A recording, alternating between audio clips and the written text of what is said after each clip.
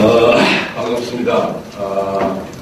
여의도 연구소에 제가 여러 가지 인연을 가지고 있고 더 깊은 애정을 갖고 있습니다. 그래서 오늘 이 자리에 나왔습니다. 저한테 좌장을 부탁하면서 좌장이 단순히 사회가 아니라 오늘 이 모임이 가지고 있는 성격과 의미를 조금 기저발전 형태로 조금 이야기를 해달라고 하는 부탁을 받아서 본격적으로 토론에 들어가기 전에, 발표와 토론에 들어가기 전에 오늘 이 모임이 가지고 있는 의미에 대해서 좀 여러분들과 같이 생각하는 시간을 갖도록 하겠습니다. 지금 불신과 불만을 가지고 있느냐 하면은 제가 보기에는 우리나라 정치에 국가 전략이 없습니다. 대한민국 정치에 민생이 보이지 않습니다. 예컨대 안보와 통일 문제를 생각한다든가 또 저성장과 양극화의 문제를 생각해 볼 때 이 두 가지 큰 과제, 안보와 통일, 저성장과 양극화의 극복은 한두 정책을 가지고 극복할 수가 없습니다. 그냥 임시 대응으로 인기 영합적인 정책으로 풀 수가 없는 문제라면은 적어도 전문적인 검토를 통해서 종합적이고 전략적으로 접근해야 되고 거기서 나오는 전략을 일관성 있게 추진해야지 그래서 남북 통일과 안보의 문제라든가 저성장과 양극화의 문제가 풀리는 거지 한두 정책, 인기영합적인 졸속 정책 가지고 풀 수 없다는 걸 국민들은 잘 알고 있는데 지금 우리 사회가 정치 쇄신을 얘기하는 것이다. 특히 지금 국내외 변화가 대단히 빠르고 미래 예측이 불가능하기 때문에 이제는 전략이 필요한 시대입니다. 기업만 전략이 필요한 게 아니라 국가가 전략이 필요한 시대인데 이 전략을 생산해내는데 대단히 미흡하고 소홀한 게 정치다. 그래서 국민들 입장에서 볼 때는 우리 대한민국의 정치가 국민을 어디로 끌고 가는지 그 국가 비전과 국가 전략이 잘 보이지 않고 예를 들어서 복지 문제, 이번 선거에 많이 논의된 복지 문제나 경제 민주화 문제도 국가 전략 차원에서 접근해서 성공할 수 있습니다. 국민의 신뢰가 가고 그 정치에 희망을 걸 수가 있는데 대단히 죄송하게도 지금은 우리는 포퓰리즘을 양산하고 있는데 대한민국의 정치는 국가 전략이 없는 정치다 이렇게 볼 수가 있습니다. 그래서 지금 정치 쇄신이 얘기되고 있다. 왜 이런가? 왜 우리나라 정치에 국가 전략이 없느냐 하면은 한마디로 우리나라 정당은 기본적으로 가치 집단적인 성격이 약합니다. 이익 집단적인 성격이 너무 강하다 하는 겁니다. 정치적 대의와 정치적 가치와 이념을 위한 공당으로서의 성격이 여야를 막론하고 제가 말씀드리는 겁니다. 대단히 부족하고 사익을 위한 공당적인 성격, 선거 대책용 정당, 공당적인 그런 정당의 성격이 대단히 강하기 때문에 거기서 국가 전략과 국가 비전이 나오지 않는다. 따라서 정치 개혁의 지금 핵심은 정당 개혁입니다. 정당을 이대로 이익 집단적인 성격이 강하고 동당적인 성격이 강한 이걸 이대로 두고 우리나라 정치를 한 단계 높일 수 없다면은 정치 개혁의 핵심이 어디서부터 시작이 되느냐? 정책 연구소 띵크탱크로부터 지금 시작이 되어야 된다 하는 것이 오늘 이 모임의 의미가 아니겠느냐. 그래서 띵크탱크를 개혁해서 정당 개혁의 견인차로 만들고 그리고 정당을 개혁한 다음에 그 다음에 선거제도 개혁, 그 다음에 의회제도 개혁을 해서 대한민국의 정치 개혁이 완성될 수 있다. 이렇게 봐야 될 것이다. 국회의원 수를 몇 줄이고, 국회의원 특권이 많지 않습니다만은 특권에 대해서 좀 줄이고 해서 대한민국의 정치가 질적으로 개선하지 않습니다. 기본은 제가 볼 때 정당 개혁이고 정당의 질적인 변화가 있는데 그 출발이 띵크탱크 개혁이다. 이렇게 볼 수 있고 그래서 이 대한민국의 정치가 국가 비전과 국가 전략과 정치를 가져야 되는데 그러려면 띵크탱크가 가장 먼저 할 일이 뭐냐?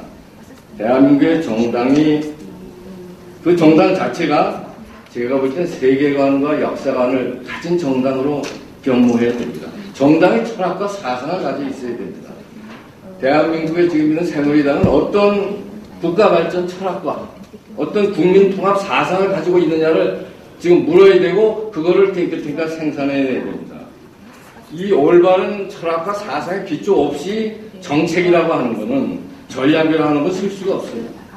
응변적으로 이미지로 듣기 좋은 구호로 나라의 어려움을 구할 수가 없다 이렇게 말씀드릴 수 있겠습니다. 제가 알기로 2004년, 2005년에 한나라당이었습니다. 그때 한나라당이 당의 이념과 사상으로 국민을 통합하는 원리, 국가 발전의 원리로 한나라당이 제시하고 한나라당의 이념적 깃발을 드는 것이 공동체의 자유주의였습니다. 국가의 발전과 개인의 행복의 원리가 개개인의 창의와 자유가 있다. 그러나 이 개개인의 창의와 자유가 이기적으로만 흘러서는 곤란하니 공동체를 소중히 하고 공동체에 대해서 책임지고 연대하는 가치를 소중히 하는 자유주의가 우리 발전의 원리고 국민 행복의 원리다. 우리는 그 원리에 기초해서 정치, 경제, 사회 정책을 앞으로 구체화하겠다는 게 한나라당의 당의 이념이었습니다. 저는 지금 한나라당이 이제 새누리당입니다만 이 부분을 얼마나 당원들이 숙지하고 있는지 제가 모르겠습니다. 그런데 놀라운 거는 제가 중국 공산당의 당교를 방문한 적이 있는데 중국 공산당 당교는 당의 간부와 당원을 교육하는 데입니다. 거기에 교수를 만났는데 그 교수가 우리가 쓴 공동체 자유주의를 읽고 있었습니다. 왜 그러냐? 중국도 중국 공산당이 모택동 이후에 모택동 사상은 이제 더 이상 작동하지 않습니다. 경제는 발전하는데 국민이 전부 다 모래처럼 나눠지고 있고 오직 물질적인 경제 수준의 향상에만 관심을 갖고 있어 사회에 많은 갈등과 문제가 제기되기 때문에 중국의 인민을 하나로 묶을 수 있는 새로운 사상이 필요하다고 생각해서 중국 공산당 당교에서 새로운 중국 공산당 미래 사상을 지금 연구하고 있습니다. 그런데 그 속에서 우리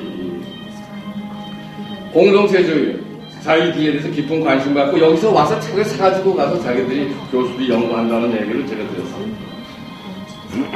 올바른 사상과 이념을 세우는 건 대단히 중요하고 그것이 기초될 때 올바른 전략과 정책이 나오고 그럴 때 국가적 과제가 통일의 과제든 안보의 과제든 복지의 과제든 경제민주의 과제든 제대로 풀리는 것이다. 저는 그렇게 생각합니다.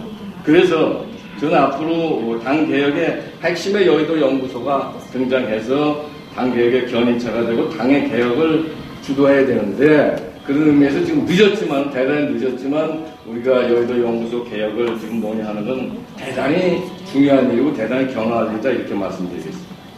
큰 방향에 대해서 오늘 논의가 가지고 있는 의미를 제가 좀 말씀드리고 있습니다.